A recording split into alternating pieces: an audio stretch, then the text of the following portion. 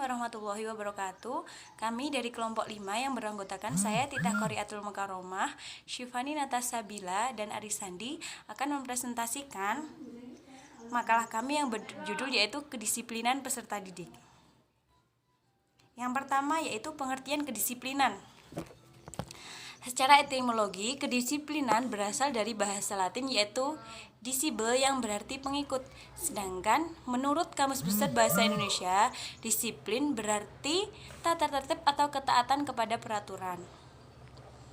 Selanjutnya yaitu dalam arti luas, disiplin mencakup setiap macam pengaruh yang diajukan untuk membantu peserta didik agar dapat memahami dan menyesuaikan diri dengan tuntutan yang ada di lingkungannya. Urgensi dari kedisiplinan yaitu yang pertama, memberikan pengetahuan dan pengertian sosial secara mendalam dalam peserta didik. Yang kedua yaitu membuat peserta didik paham akan kewajiban dan larangan yang harus mereka jauhi.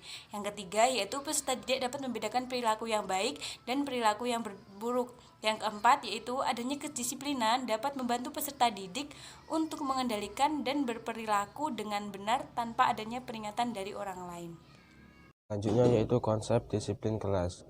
Konsep disiplin kelas berlaku untuk seluruh peserta didik yang ada di kelas tersebut. Penerapan konsep disiplin kelas bertujuan untuk membentuk kedisiplinan yang ada dalam sekolah tersebut. Disiplin dapat diartikan sebagai bentuk kepatuhan yang dimiliki oleh setiap peserta didik di dalam menjalankan tata tertib yang ada di sekolah.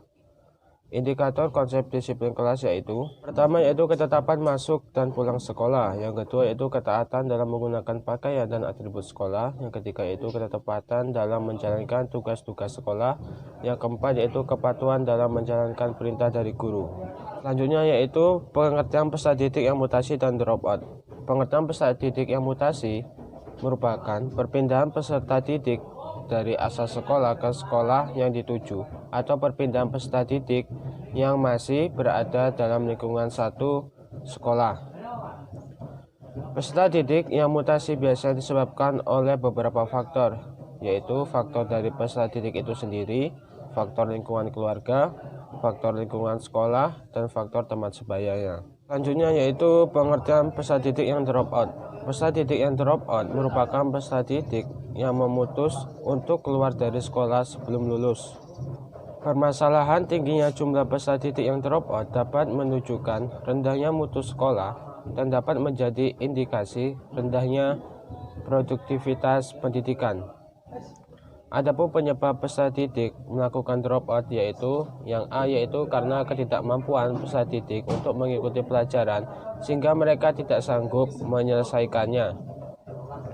Yang B yaitu peserta didik tidak memiliki biaya untuk sekolah.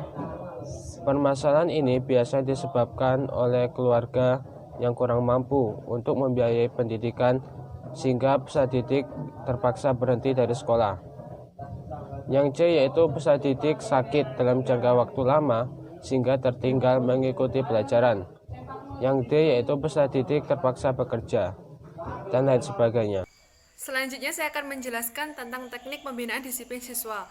Pembinaan disiplin siswa bertujuan untuk meningkatkan kedisiplinan yang dimiliki oleh peserta didik supaya dapat terus berkembang. Pembinaan disiplin siswa melibatkan peran guru di sekolah dan juga peran orang tua di rumah. Adapun 3 teknik pembinaan disiplin siswa. Yang pertama yaitu teknik inner control. Teknik inner control merupakan teknik yang tumbuh dalam diri peserta didik karena didorong oleh kesadaran yang dimiliki peserta didik dalam menjalankan tugasnya. Yang kedua, teknik external control.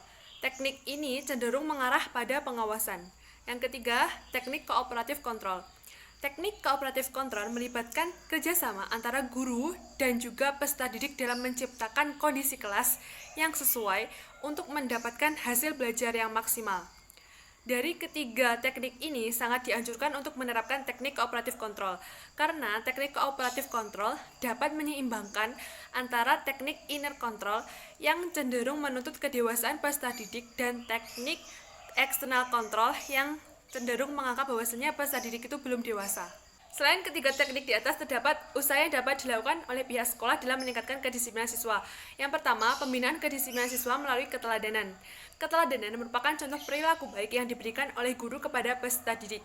Pentingnya keteladanan ini dapat memberikan gambaran dan pedoman peserta didik dalam berperilaku karimah. Yang kedua, pembinaan kedisiplinan melalui pemberian motivasi. Motivasi di sini diberikan oleh guru kepada peserta didik dalam rangka meningkatkan semangat belajar peserta didik. Misalnya, ketika guru memberikan sebuah jajan kepada peserta didik sebagai bentuk apresiasi terhadap hasil prestasi yang telah ia capai selama 1 tahun pembelajaran. Yang ketiga, pembinaan disiplin siswa melalui pengawasan. Pengawasan di sini bertujuan untuk mengetahui efektivitas pembelajaran dan melihat apa saja yang menjadi permasalahan selama proses pembelajaran. Adanya pengawasan ini supaya nanti dapat mencari solusi yang tepat dalam menyelesaikan permasalahan. Yang keempat, teknik pembinaan disiplin siswa melalui sanksi atau hukuman. Adanya sanksi atau hukuman yang diberikan oleh pihak sekolah kepada peserta didik yang mungkin melakukan kesalahan ini bertujuan supaya peserta didik tidak dapat mengulangi kesalahannya untuk kedua kalinya.